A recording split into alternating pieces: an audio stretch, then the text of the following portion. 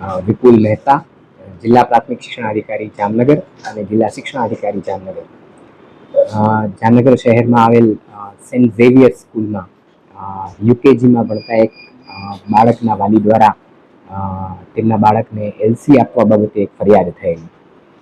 સમગ્ર પરિસ્થિતિ જોતા શાળા અને શાળાના શિક્ષકો અને શાળાના આચાર્ય સાથે વાલીની વર્તણૂક બાબતે પણ રજૂઆત કરવામાં આવેલ.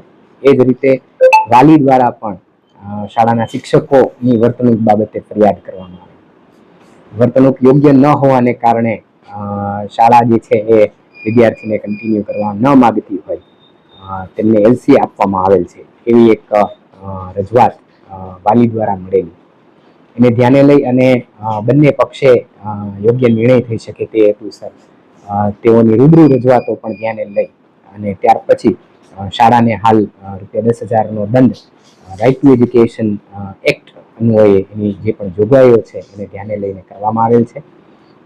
ભવિષ્યમાં પણ આવું ન બને એની તકેદારી શાળાએ પણ રાખવાની રહે અને સાથે સાથે કોઈ પણ શાળા જે છે એમાં વાલીની ખૂબ અગત્યની ભૂમિકા હોય તો વાલી અને સંસ્થા વચ્ચે, વાલી અને શિક્ષકો વચ્ચે સંવાદિતા જળવાઈ રહે તે બાબતની કાર્યવાહી છે એ દરેક વાલી દ્વારા અને સંસ્થા દ્વારા થવી જોઈએ.